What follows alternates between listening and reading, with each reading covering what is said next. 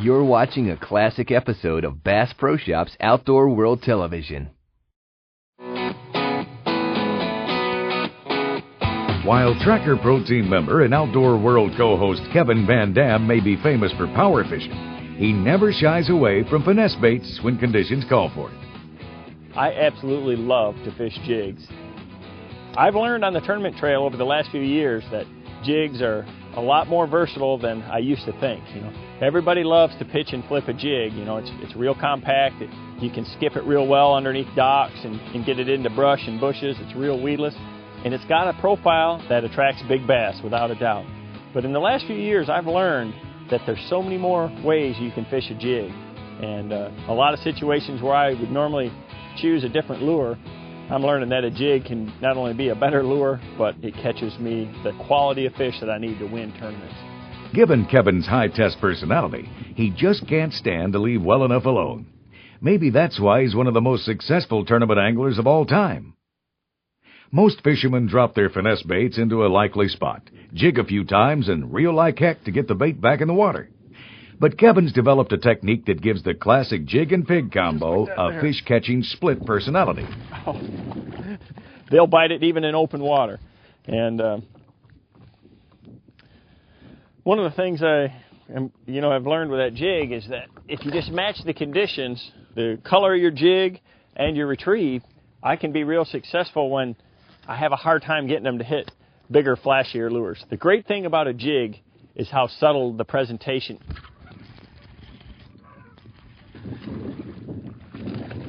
That quarter-ounce jig you can keep right up there on top, and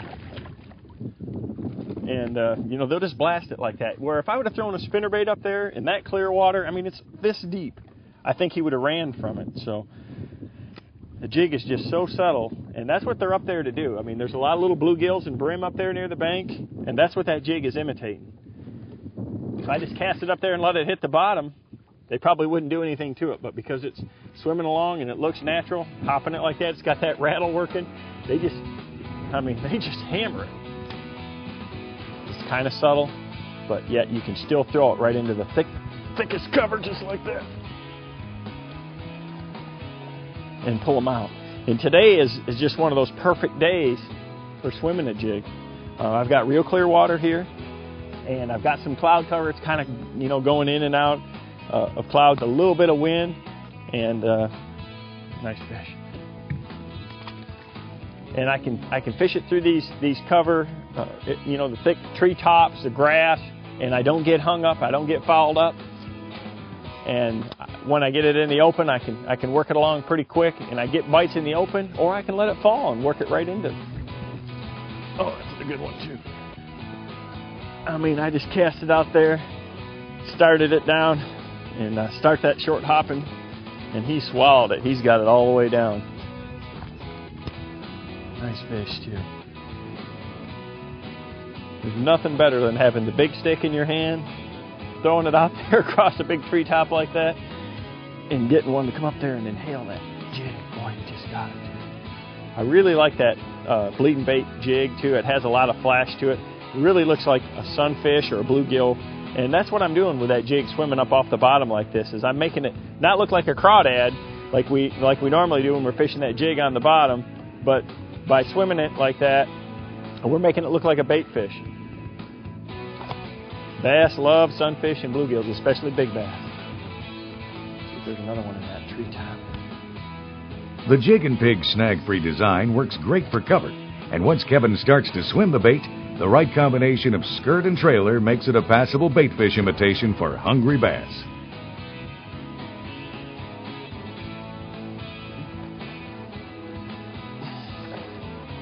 That's a good one there too. He was right up there against the bank too.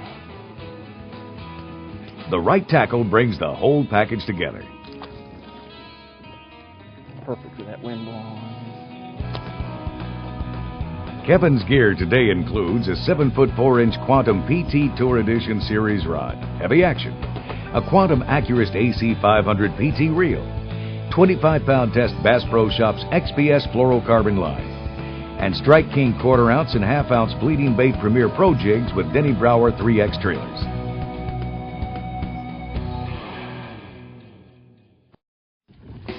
He was right up there shallow. On this classic Highland reservoir pattern, Kevin cast a bass holding cover, treetops, laydowns, and grass. But once the jig and pig clears the jig zone, he turns a bottom bouncer into a swimming bait fish, doubling the odds with every cast, and in the right conditions, he hits the jackpot. Boy, I mean, he's all the way in the back of the screen. That's a good one, too. Oh, I mean, and it doesn't get any shallower than that. When you get way back in here, it's important to make a good long cast. Get right up in that big stuff. I mean, he's right in that super shallow grass. Let's try another one. You know, not only is it important to have a long rod to really control that bait, you know, I can keep the rod tip up and keep the jig high in the water column or drop it down and let it get a little bit deeper, but to have a reel that picks up a lot of line. This Quantum Accurist picks up 25 inches per turn. It's got a 6:2 to 1 gear ratio, and it really moves that line. So if I'm working it along like this and a bass hits it and comes towards me, he may hit it real hard and swim 5 feet towards me. I got a long rod to pick up the line, and I got that fast ratio to catch up to him real quick to get those fish coming your way. So you really got to have it for this technique. There is good fish too. Oh man, he was right in the center of that brush top too.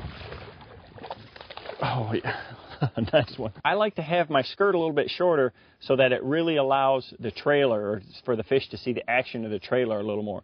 If the water's dirtier, I like a bigger profile and a bulkier jig, so I'll leave the skirt a little bit longer. But the one thing that I definitely want to do is trim it so that the skirt is nice and even. So I'm going to get my scissors and again trim it to length. And the water's pretty clear where I'm at today, so I'm going to trim it a little bit shorter, just behind the hook. And then I'm going to take the corners and trim those nice and short. And that gives that jig, when the skirt's going through the water, that nice round profile, good side profile. Then the next thing I want to do is trim the weed guard itself. Again, if I'm flipping in really heavy cover and things like that, I may want to leave the weed guard all the way up. But I like to cut it a little bit off and cut it at an angle just right parallel with the hook point itself. So it's a little more compact. It actually stiffens up the bristles a little bit. You can spread it a little bit. That'll help it if you're flipping it into bushes and things like that. And then I'm ready to put my trailer on. Now, I like to match the trailers or pretty close to the combination of the jig. So, you know, with a black and blue jig like this, with the Bleeding Bait series, there's several colors that I could put on there that really match the jig. You know, you can put an electric blue on there, black blue flake. I like the flashier colors, the colors that have a lot of flake in them. On the brighter days, you get a good flash off them. On a darker day with clouds and things like that, this glimmer trailer, it's kind of got a bluish shimmer to it, is a real good look to it. It's going to look a lot like a shad in the water when it's coming through there. And I can actually put the trailer on a couple of different ways. Now, this jig has a really loud rattle to it, and on the rattle chamber, there's a little barb on there. And if I want the jig more compact, I'll poke it right through the head of it and thread it all the way on.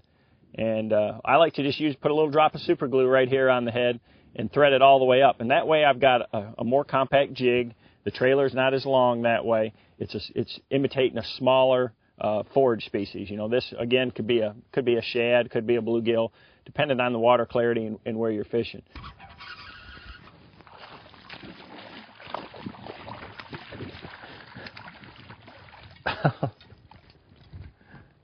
Quality fish.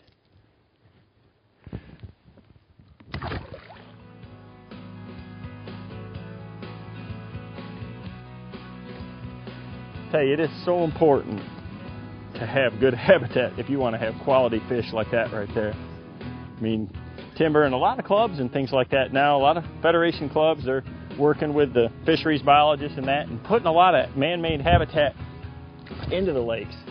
And not only that, but they're enhancing a lot of the spawning grounds, putting plastic barrels out with gravel in them, and in soft bottom areas to really increase the number of fish that we're going to have. And that is so important. You cannot have good bass fishing without good habitat.